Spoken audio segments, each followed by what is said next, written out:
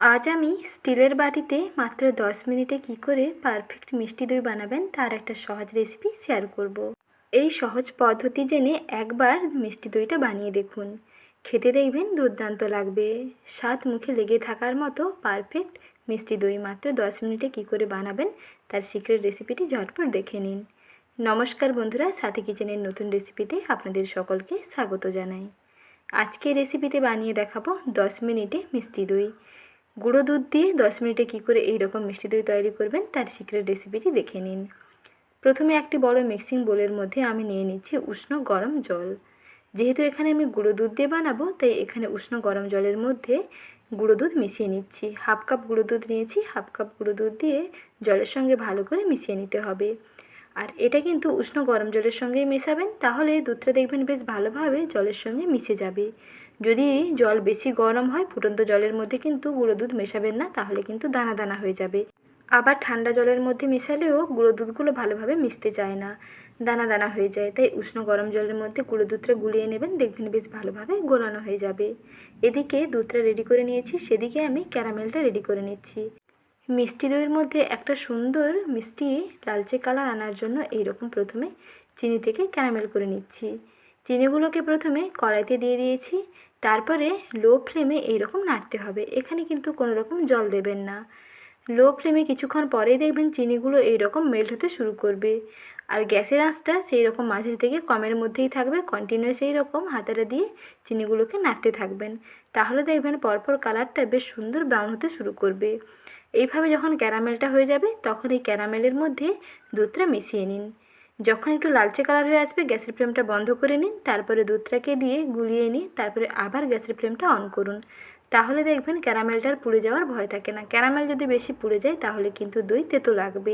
তাই যখনই চিনি থেকে হালকা ক্যারামেল হতে শুরু করবে, চুলার আঁচটা বন্ধ করে দিয়ে তারপরে দেখবেন ক্যারামেলটা বেশ ডার্ক কালার হয়ে যাবে। তারপরে দুধটা মিশিয়ে নিন, তারপরে আবারও চুলার আঁচটা অন করে দুধটাকে ভালো করে ক্যারামেলের সঙ্গে গুলিয়ে নিয়ে একসঙ্গে ফুটিয়ে নিন। তাহলে কালারটাও বেশ সুন্দর আসবে এবং ক্যারামেলটা পুড়ে যাওয়ার কোনো রকম ভয় থাকবে না। আর যদি এই দুধের সঙ্গে একটু চিনি মেশাতে চান, তাহলে এখানে 1 টেবিল চামচ চিনি অ্যাড করতে পারেন। দুধটাকে বেশ ভালো করে ঘন করতে হবে। দুধ যদি ঘন না হয়, তাহলে কিন্তু দই থেকে জল ফেটে যাবে। তাই দুধটাকে একটু জাল দিয়ে প্রায় 4 থেকে 5 মিনিট মতন জাল দিতে হবে। জাল দিয়ে এনে দুধটাকে ঘন করে নিচ্ছি। এখানে আমি যেহেতু গুঁড়ো দুধ দিয়ে বানাচ্ছি, গুঁড়ো দুধ কিন্তু অলরেডি তাড়াতাড়ি ঘন হয়ে যাবে। আর যদি এখানে লিকুইড দুধ দিয়ে বানাতেন, তাহলে আধা ঘন্টা মতো দুধটাকে জাল দিতে হতো। তাহলে দুধটাও বেশ ভালো ঘন হবে এবং দইও পারফেক্ট জমবে। এখন এই দুধটাকে আমি একটু ঠান্ডা করে নিচ্ছি। আর ততক্ষণে এদিকে টক দইটাকে ফেটিয়ে নিচ্ছি। আর টক দই আধা ঘন্টা মতো এইরকম একটা ছাঁকনিতে দিয়ে রেখেছি, যাতে টক দই থেকে সমস্ত জলটা ভালোভাবে ছেঁকে চলে যায়।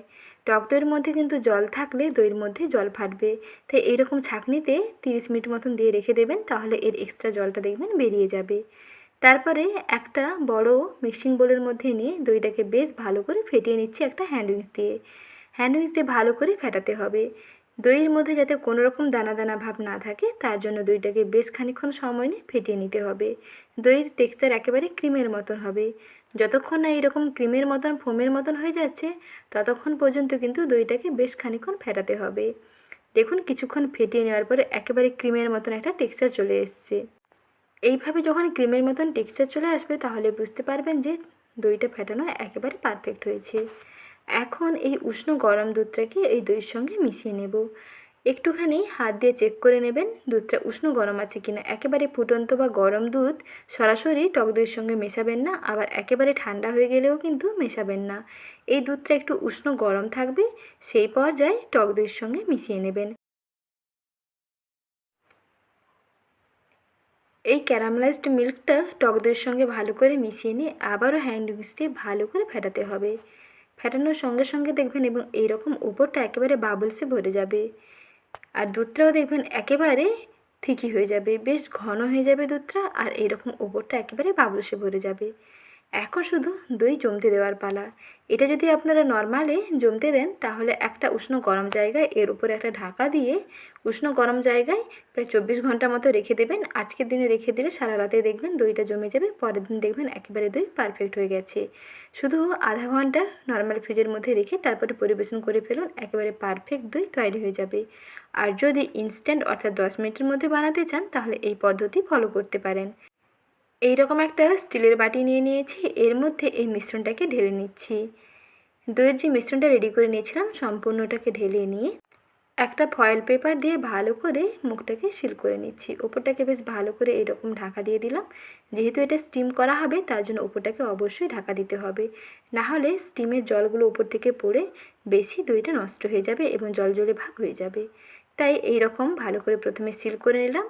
তারপরে একটা কড়াইতে কিছুটা জল গরম করতে দিয়ে দিয়েছি আর উপর থেকে একটা এরকম স্ট্যান্ড বসিয়ে দিয়ে তারপরে দইয়ের বাটিটাকে বসিয়ে দিয়ে একটা ঢাকা দিয়ে প্রায় 10 মিনিট মতন ফুটতে দিচ্ছি।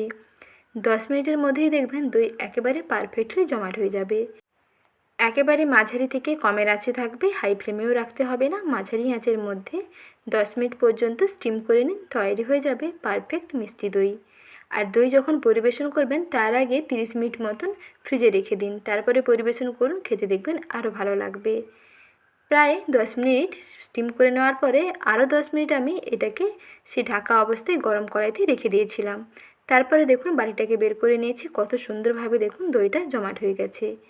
এইভাবে আপনারা ইনস্ট্যান্ট পারফেক্ট মিষ্টি দই বানিয়ে ফেলতে পারেন, যার স্বাদ হয় অনবদ্য, খেতেও দুর্দান্ত লাগে আর বানানোও দেখবেন কতটাই সহজ। এই সহজ পদ্ধতি জেনে আপনারাও ঝটপট তৈরি করে ফেলুন। আর আজকের সহজ রেসিপিটি ভালো লেগে থাকলে ভিডিওটিতে প্লিজ লাইক করুন, সঙ্গে সাবস্ক্রাইব করতে ভুলবেন না। ধন্যবাদ।